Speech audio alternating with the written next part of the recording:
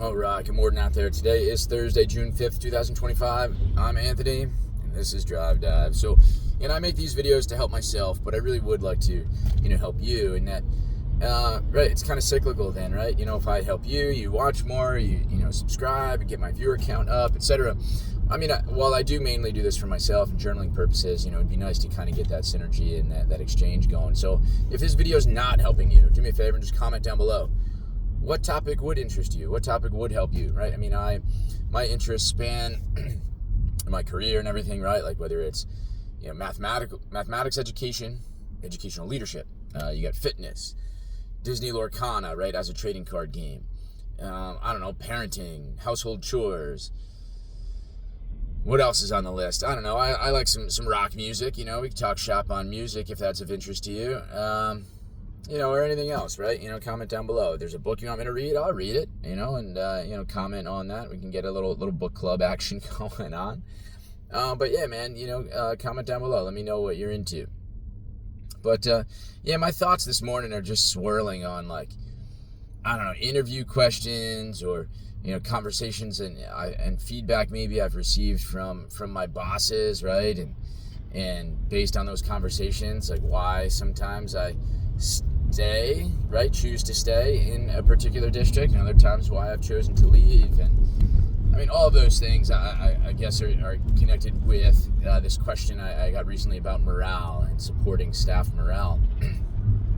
And I think I just said something dumb about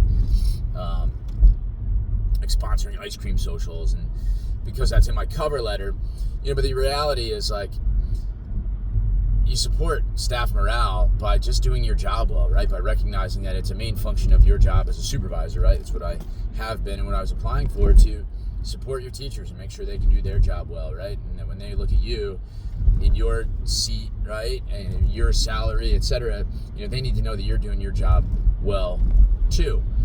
And so, I support teachers by, and this is mostly, right, at the high school level, where maybe you have, could have multiple preps, right? Teaching different courses, different levels, grade levels, all this other stuff, right?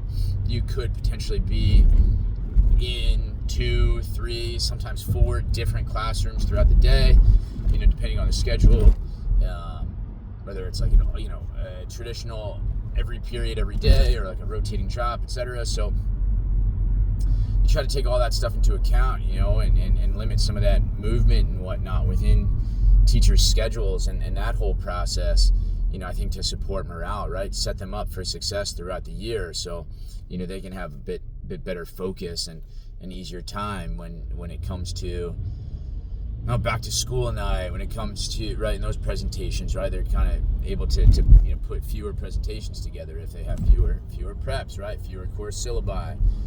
Throughout the year, they're writing fewer tests and quizzes and writing fewer lesson plans and making fewer answer keys, when it comes to grading and all of that. If they're into making instructional videos, right, a flipped classroom model or something to that effect, it just becomes less work intensive throughout the year if you have fewer courses on your plate. And I think the other piece to supporting staff morale is don't waste their time. Back in a teaching role now, I'm in faculty meetings and I see this staff that they're just oh, what is this? And when are we getting started? And can we get out of here? And oh, the presenter's late, and people just booked it. They just left. Whether that's, I don't know what that is, right? Is that low morale because they feel like their time's been wasted? Is that a lack of respect for current administration? I don't know exactly what that is, but maybe they felt like their time was being wasted. So, just don't do that for staff, right? And I think if you can be clear about goals and objectives, right? Districts have goals, boards have goals, buildings, departments, teachers have their professional development plans, right, with goals in them. And so you have those, in theory, aligned goals. Well, now our actions, as a building, as a district, as a department, also should be in alignment with those goals. And I think when you do that, right, it at least appears that there's some sort of plan here, and we're not wasting time. When we look at department faculty meetings as professional development opportunities, aligned to those goals, it feels like less a waste of time. And so I think all of that is important when it comes to supporting staff morale.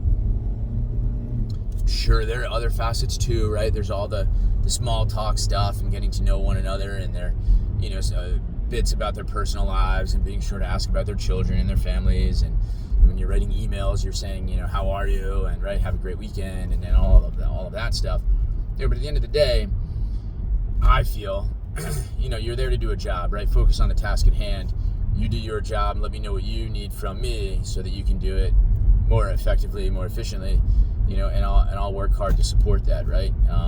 If I forgot to ask about your kids, forgive me, I'm super focused on the task at hand. It's not that I don't care or, I'm not interested. I love sharing stories, exchanging stories, about my own children and my teachers and their efforts to raise their kids.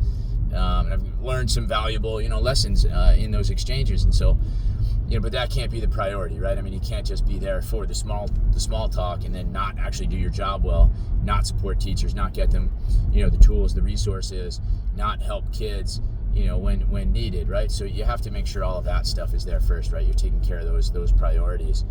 So, maybe that's the answer I should have given, but it's always tough when you're interviewing and they're like, we're going to ask you some questions, right? And whatever, and they don't give you the timeline and, okay, a minute response, go.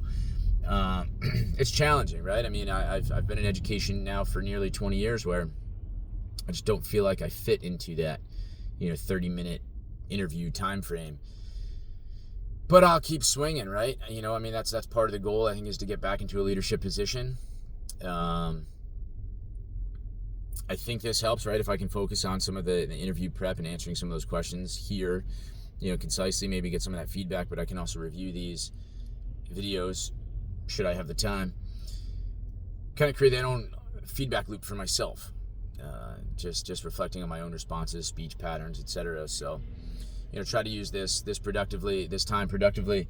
And that's what this was all about. And so at the onset, I said I do this to help myself. I have this hour-long drive, just trying to make it feel like less a waste of time, right? As I alluded to here, right? Staff morale. They don't want their time wasted. I don't want my time wasted. And so, what can we do with the compulsory, right? Time that we have together?